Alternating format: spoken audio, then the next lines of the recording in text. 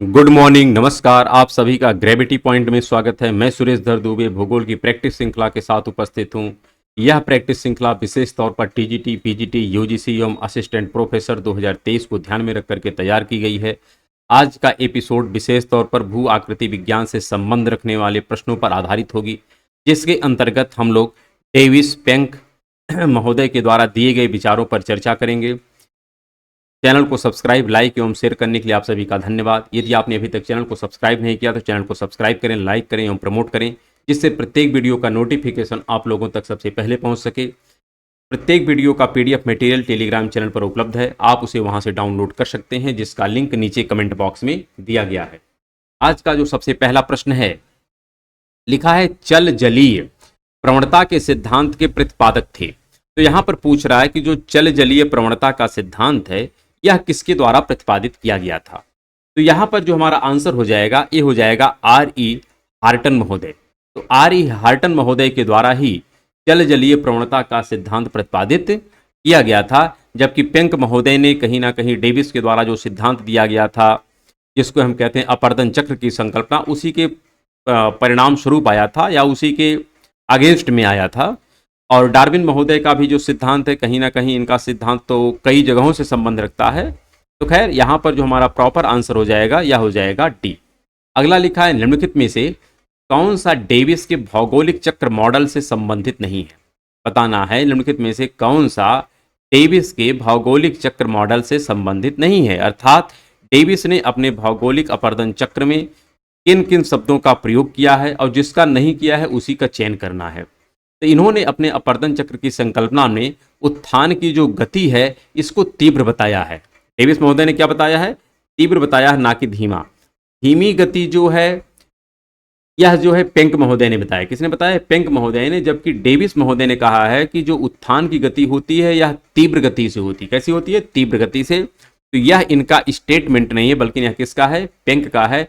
शेष स्थलाकृतियां जो होती हैं संरचना, प्रक्रम तथा अवस्था का प्रतिफल होती हैं, ये सही है। पेनी प्लेन का तात्पर्य होता है कि जब कोई उत्थित भूखंड पूर्णतः अपर्दन हो जाता है उसका, तो लास्ट में जो एक समतल प्राय मैदान होता है उसी को पेनी प्लेन कहा जाता है। और उस पेनी प्लेन में या समतल प्राय मैदान में जो कुछ कठोर संरचनाएं अवशिष्ट के रूप में इधर उधर पड़ी रह जाती हैं उसी को हम कहते हैं मोनाड नाक। क्या कहते हैं? मोनाड नाक। तो यहाँ पर तीनों शब्द डेविस ने ही प्रतिपादित किए हैं, लेकिन उत्थान की जो गति है डेविस महोदय ने कहा है तीव्र होती है, जबकि पेंक महोदय ने कहा है धीमा होता है। तो इस आधार पर ही पहला इनका गलत है। अगला लिखा है भौगोलिक चक्र समय की वह अवधि है जिसके अंतर्गत एक उत्थित भूखंड अपर्दन के प्रक्रम द्वारा एक आकृति विहीन समतल मैदान में परिवर्तित हो जाता है। यह कथन किसने कहा है? तो यही कथन कहा है डेविस महोदय ने, और बताया है कि जो यह आकृति विहीन समतल मैदान है इसी को इन्होंने नाम दिया है समप्राय मैदान, और इसी को कहा है पेनी प्लेन। और इसी में जो उत्थित छोटे छोटे भूखंड, छोटे छोटे कह सकते हैं कठोर चट्टाने जो विद्यमान रहती हैं, उसी को इन्होंने कहा है मोनाड नाक। क्या कहा है? मोनाड नाक। जबकि पेंक महोदय ने क्या कहा है? उसको इंसेलबर्ग कहा है। और साथ में पेंक महोदय ने इसी समतल प्राय मैदान का जो नाम रखा है, तो यहाँ पर देखिए प्राइमर से शुरू होता है और इंटरम्फ पे समाप्त होता है। तो इंटरम्फ जो होता है वह एक प्रकार से आकृति विहीन संरचना है। किसके माध्यम से? पेंक महोदय से। इस आधार पर इस प्रश्न का तो आंसर हो जाएगा डी। अगला लिखा है पैन प्लेन, पेडी प्लेन, समप्राय मैदान और इंटरम्फ, ये किसकी संकल्पनाएं हैं, अर्थात किसके द्वारा यह प्रस्तुत की गई हैं? तो जो पैन प्लेन है, पहले तो ये ध्यान रखिएगा, जो समप्राय मैदान है जिसको हम कहते हैं पेनी प्लेन, समप्राय मैदान को ही कहते हैं पेनी प्लेन, और यह डेविस महोदय की संकल्पना है। किसकी संकल्पना है? डेविस महोदय की संकल्पना है। साथ में इसी जैसी संकल्पना आपकी इंटरम्फ है जो पेंक महोदय की है। किसकी है? पेंक महोदय की है। तो अगर आप चाहें तो सिर्फ इन्हीं दो विकल्पों से अपने उत्तर का चयन कर सकते हैं। जैसे सी का यहाँ पर 1 हो जाएगा और आप देखेंगे तो डी का 4 हो जाएगा। तो यहाँ पर आपको स्पष्ट हो गया होगा कि जो उत्तर मिलना चाहिए हमारा, यह उत्तर आपका हो जाएगा बी। कौन सा हो जाएगा? बी। लेकिन आप अन्य को भी मिलान कर सकते हैं, जैसे पैन प्लेन। तो पैन प्लेन की जो संकल्पना है यह किसके द्वारा दी गई थी? अगर इसके विषय में आपको बताना है तो क्रिकमे की द्वारा दी गई। किस द्वारा? क्रिकमे ने पैन प्लेन की संकल्पना का प्रतिपादन किया था। तो यह तथ्य भी आपको ध्यान रखना है। साथ में अगर पैडी प्लेन की बात करें तो पैडी प्लेन किसने दिया है? तो किंग महोदय ने दिया है। तो आप इनको भी मिलान कर सकते हैं और इस आधार पर जो हमारा प्रॉपर आंसर हो जाएगा ये हो जाएगा बी। अगला लिखा है, निम्न में से किसने कहा था कि स्थलाकृति संरचना प्रक्रम एवं अवस्था का प्रतिफल होता है, और इसी को डेविस महोदय ने कहा है त्रिकूट। क्या शब्द दिया है इसी को इन्होंने कहा है त्रिकूट। इसी को इन्होंने कहा है त्रिकूट, अर्थात इसी को इन्होंने कहा है ट्रायो। तो त्रिकूट और ट्रायो जो शब्द दिया गया है यह इसी डेविस महोदय के द्वारा जो किसी भी स्थलाकृति के लिए संरचना प्रक्रम एवं अवस्था उत्तरदायी होता है, इसी को इन्होंने त्रिकूट या ट्रायो शब्द दिया है। किसने? डेविस महोदय ने। और इस आधार पर हमारा आंसर हो जाएगा सी। अगला लिखा है, नदी समतल की अर्थात 1933 की जो अवधारणा है, जो संकल्पना है, किसने प्रतिपादित की है, इसके विषय में आपसे पूछा जा रहा है। तो यहाँ पर हमको बताना है कि किस भूगोलवेत्ता ने नदी समतलन की 1933 की अवधारणा को प्रतिपादित किया है। तो यहाँ पर जो हमारा उत्तर हो जाएगा ये हो जाएगा क्रिकमे महोदय ने। किसने किया है? क्रिकमे महोदय ने। अर्थात डेविस के द्वारा जो सिद्धांत बताया गया था, तो डेविस महोदय के द्वारा सिद्धांत में जो कहा गया है कि एक पेनी प्लेन होता है, उसी पेनी प्लेन की आलोचना के स्वरूप में इन्होंने जो शब्द दिया है ये कहा है, यहाँ पर पैन प्लेन शब्द दिया है। क्या दिया है? तो क्रिकमे महोदय ने कहा है कि पेनी प्लेन नहीं होता है बल्कि क्या होता है? पैन, यहाँ पर हो जाएगा प्लेनेशन, पैन प्लेनेशन। इसने दिया है, यही क्रिकमे महोदय ने दिया है। कहा कि डेविस जो कह रहे हैं कि अपर्दन चक्र के लास्ट में जो एक संप्राय मैदान जिसको पेनी प्लेन का नाम दिया है, उसी को क्रिकमक महोदय ने क्या नाम दिया है? तो पैन प्लेनेशन नाम दिया है। अर्थात लास्ट स्टेज में जो समतल प्राय मैदान उसी का नाम यहाँ पर है पैन प्लेनेशन। और यह अवधारणा कब की है? तो 1933 के है। किसने दिया है? क्रिकमे महोदय ने दिया गया है। और यहाँ पर लास्ट, यहाँ पर आप देखिएगा जो यहाँ पर पैन प्लेन की संकल्पना आप देख रहे हैं, तो पैन प्लेन को इसने दिया है तो क्रिकमे महोदय ने दिया है। यही यहाँ पर हम बताने का प्रयास कर रहे हैं। तो यहाँ पर भी प्रश्नों में इसको अलग से प्रेस्क्राइब भी किया गया है। अगला लिखा है, अंतः समुद्री कैनियन के उद्गम पर अविलता धारा जो सिद्धांत है यह किसके द्वारा प्रतिपादित किया गया है? तो पहले तो ये ध्यान रखिएगा, जो अंतः समुद्री कैनियन होता है यह कहाँ की संरचना है? तो जब हम जियोमार्फोलॉजी की चर्चा करते हैं तो जियोमार्फोलॉजी का तात्पर्य ही होता है कि पृथ्वी की सतह पर विभिन्न प्रकार के स्थल रूपों की संकल्पना का वैज्ञानिक एवं क्रमबद्ध अध्ययन होता है। और उसी में आप देखते हैं तो कहीं पर आपको पर्वत मिलता है, तो कहीं पर पठार मिलता है, तो कहीं पर मैदान मिलता है। फिर आप आगे बढ़ते हैं तो आपको कह सकते हैं यहाँ पर महाद्वीपीय मग्न तट मिलता है, फिर महाद्वीपीय ढाल मिलता है, फिर आपको उभार मिलता है, फिर यहाँ पर जाते हैं तो गर्त मिलता है। ऐसे आपको यहाँ पर सी माउंट मिलते हैं, फिर गियोट मिलते हैं। ये सारी संरचनाएं आपको मिलती हैं।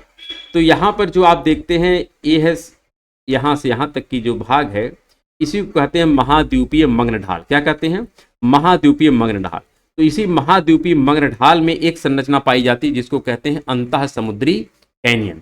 तो महाद्वीपीय मग्न ढाल में समुद्री लहरों के द्वारा जो एक कर्तन किया जाता है, जो कटाव किया जाता है, उससे जो संरचना विकसित होती है उसी संरचना को कहते हैं अंतः समुद्री कैनियन।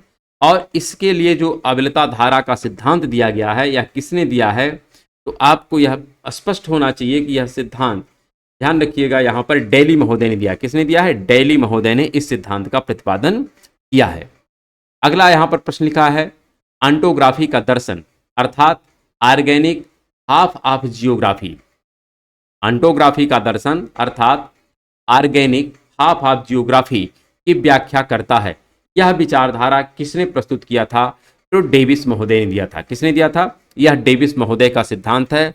अर्थात इसी के माध्यम से ही इन्होंने यह व्याख्यायित किया है कि जो हमारी अपर्दन चक्र की संकल्पना है यह 3 स्तरों पे होती है, अर्थात जिसको प्रभावित करने वाले संरचना, प्रक्रम एवं अवस्था होती है। तो इसी से संबंध रखने वाले वह तथ्य हैं। अगला लिखा गया है, अपर्दन के सामान्य चक्र की अवधारणा की संकल्पना किसने दिया है? तो अपर्दन चक्र की जो सामान्य संकल्पना है यह किसने दिया है? तो डेविस महोदय ने दिया है। और इसी में इन्होंने ट्राई या ट्रायो शब्द का प्रतिपादन भी किया है, जिसमें संरचना होता है, प्रक्रम होता है और अवस्था होता है। संरचना का तात्पर्य है कि वह चट्टान किस प्रकार के मटेरियल से बनी है। प्रक्रम का तात्पर्य है कि वहां पर अपर्दन के कौन कौन से कारक एक्टिव हैं। और साथ में अवस्था का तात्पर्य है कि वह युवावस्था की संरचना है, प्रौढ़ावस्था की संरचना है या वृद्धावस्था की संरचना है। तो इस आधार पर अपर्दन चक्र की जो संकल्पना है यह डेविस महोदय ने ही प्रतिपादित किया है।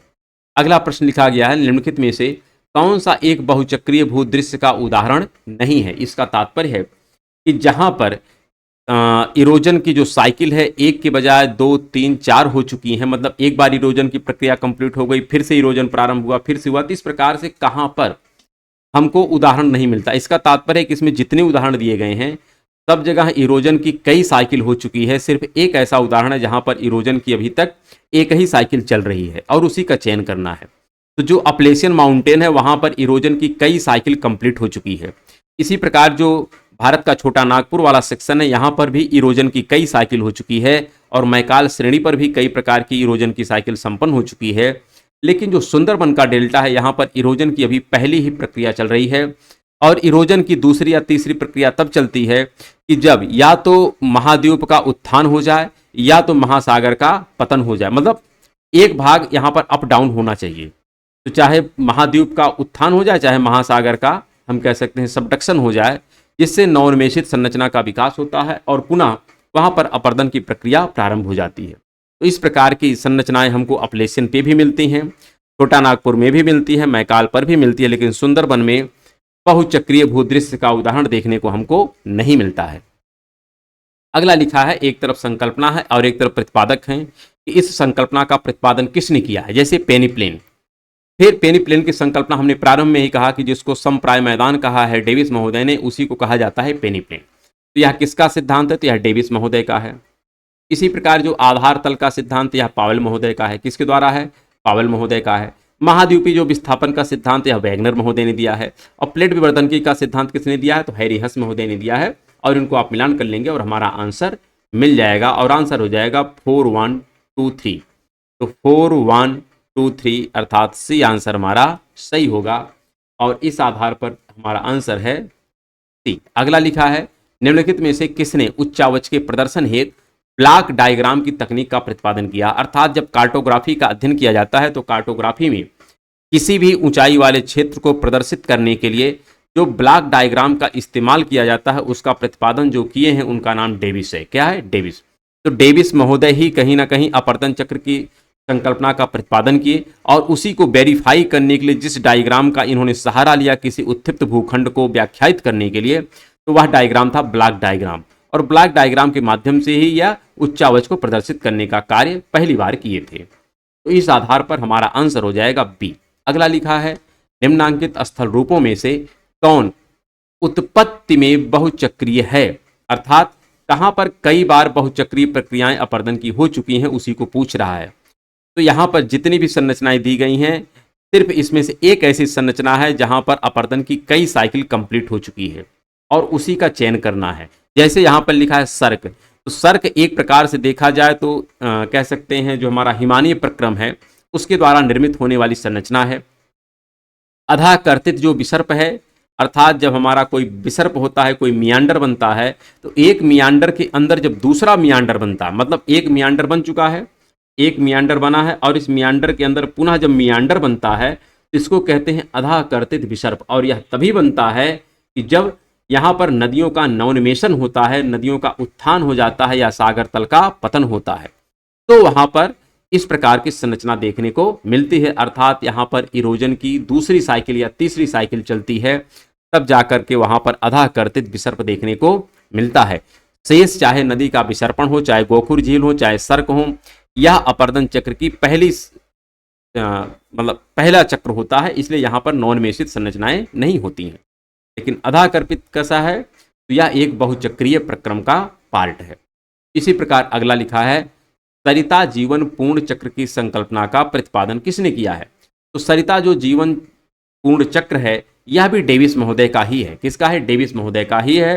अर्थात डेविस महोदय ने ही अपने अपर्दन चक्र की संकल्पना का प्रतिपादन करने के लिए सरिता के जीवन पूर्ण चक्र की संकल्पना का सहारा लिया है कि जैसे एक प्रकार से नदियों का 3 जीवन काल होता है, युवावस्था, प्रौढ़ावस्था और वृद्धावस्था, उसी प्रकार इसी नदी के जीवन चक्र के साथ जो हमारे उत्थित भूखंड होते हैं उस पे अपर्दन की प्रक्रियाएं भी संपादित होती हैं। अर्थात अपर्दन का कार्य भी युवावस्था, प्रौढ़ावस्था और वृद्धावस्था में होता है। तो कहीं ना कहीं इनका यह लिंक है आपस में, और इस आधार पर हमारा जो आंसर हो जाएगा ये हो जाएगा बी।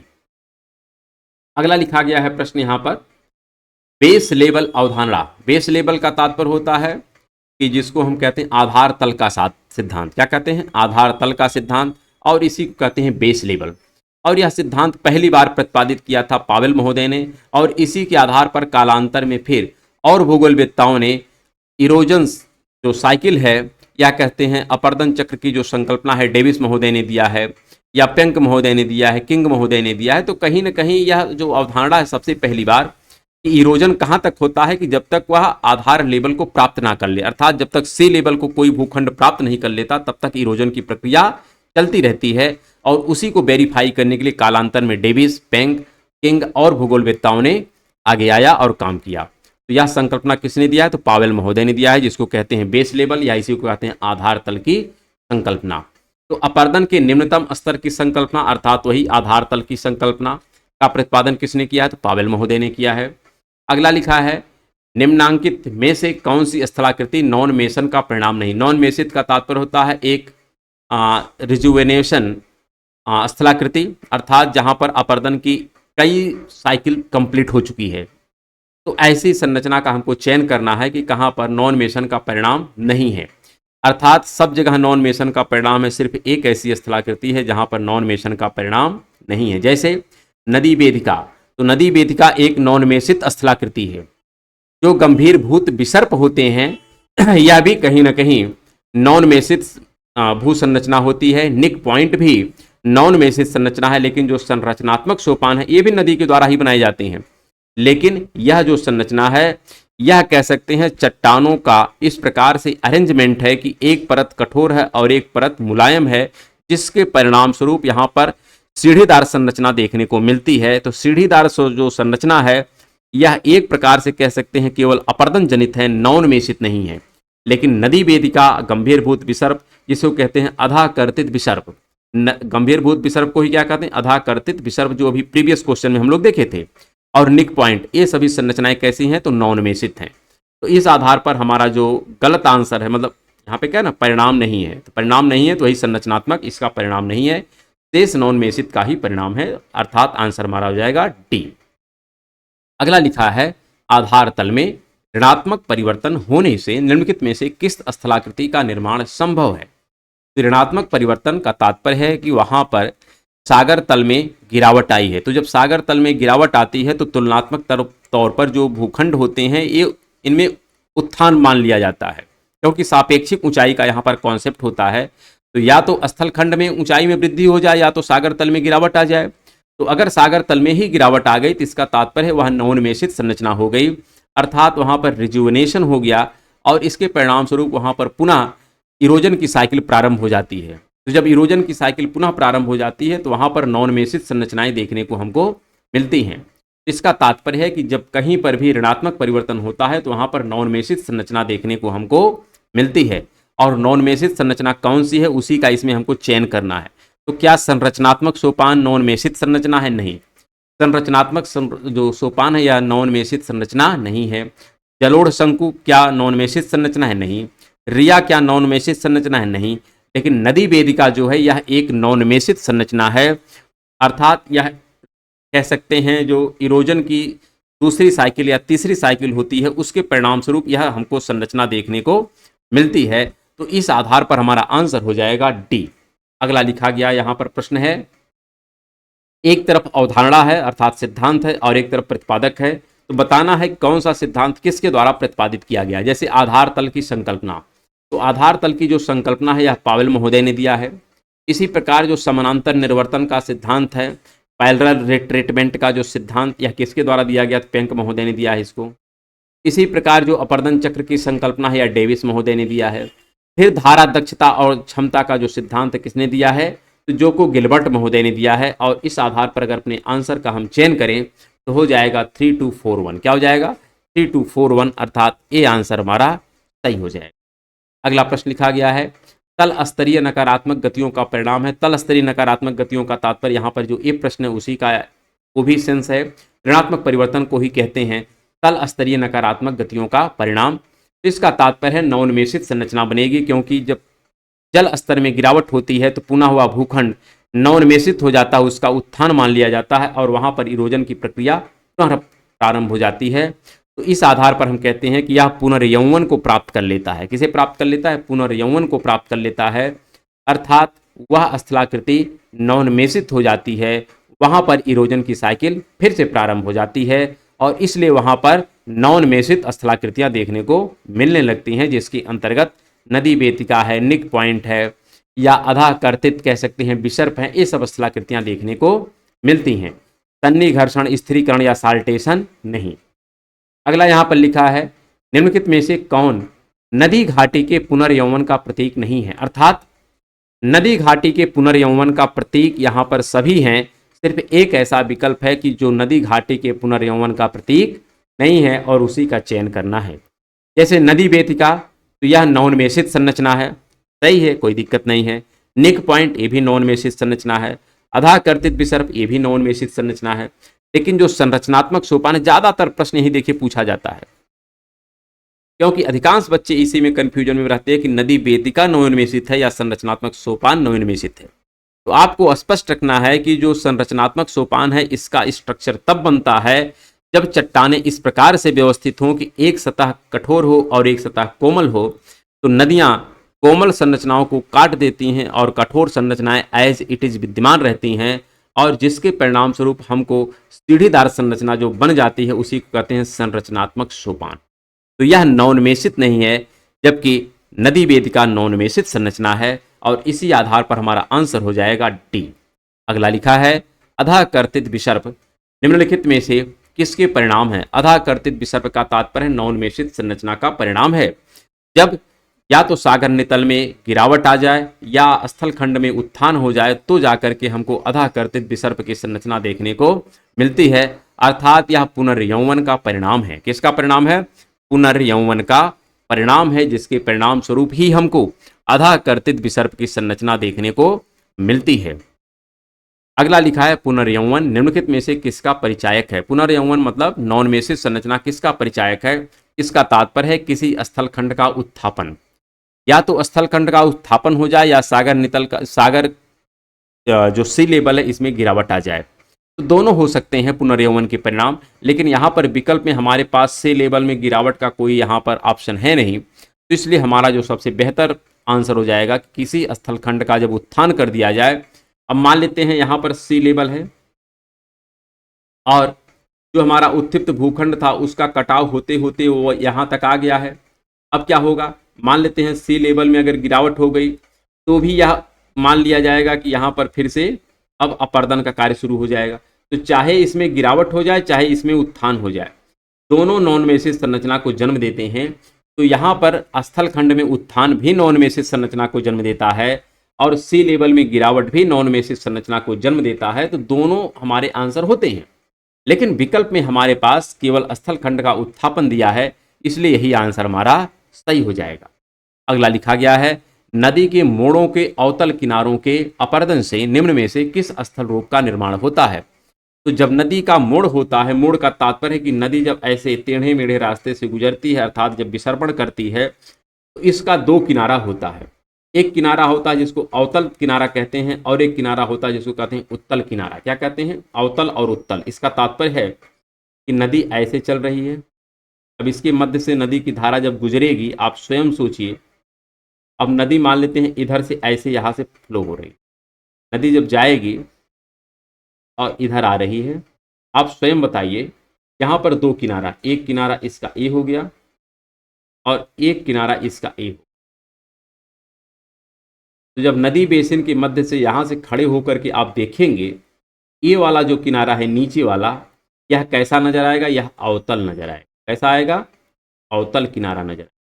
जबकि ये वाला जो नजर आएगा, अगर मध्य से देख रहे हैं तो यह उत्तल नजर आता है। कैसा नजर आता है? उत्तल किनारा नजर आता है। और ऐसे में अवतल जो किनारा है यह तीव्र होता है, खड़ा कगार होता है। कैसा होता है? ये तीव्र कगार होता है। और एक कैसा कगार होगा? ये मंद कगार होगा। क्यों? क्योंकि इधर का पार्ट, इधर का मलबा काट करके नदी इस तरफ लाके डिपॉजिट कर देती है। ऐसे में यह धीरे धीरे ढाल मंद होता चला जाता है और इधर का ढाल धीरे धीरे तीव्र होता चला जाता है, और परिणाम होता है यह भाग इस भाग से जाकर के मिल जाता है। ऐसा संरचना हमको देखने को मिलती है। अतः इसी को कहते हैं अधः कर्तित विसर्प। क्या कहते हैं? अधः कर्तित विसर्प कहते हैं। यह आंसर हमारा हो जाएगा ए। लेकिन ध्यान रखिएगा, अवतल तट पर जो संरचना हमको देखने को मिलती है वह तीव्र ढाल हमको देखने को मिलता है। इसी के साथ आज का जो एपिसोड था इसको हम लोग समाप्त करते हैं। कल हम लोग पुनः फिर जियोमॉर्फोलॉजी से संबंध रखने वाले अन्य प्रश्नों पर चर्चा करेंगे, जिसके अंतर्गत देखा जाए तो विभिन्न प्रकार के स्थल रूप विद्यमान हैं, तो उसकी चर्चा हम लोग कल के क्लास में करेंगे। ठीक है, फिर मिलते हैं कल के क्लास में। तब तक के लिए नमस्कार, धन्यवाद।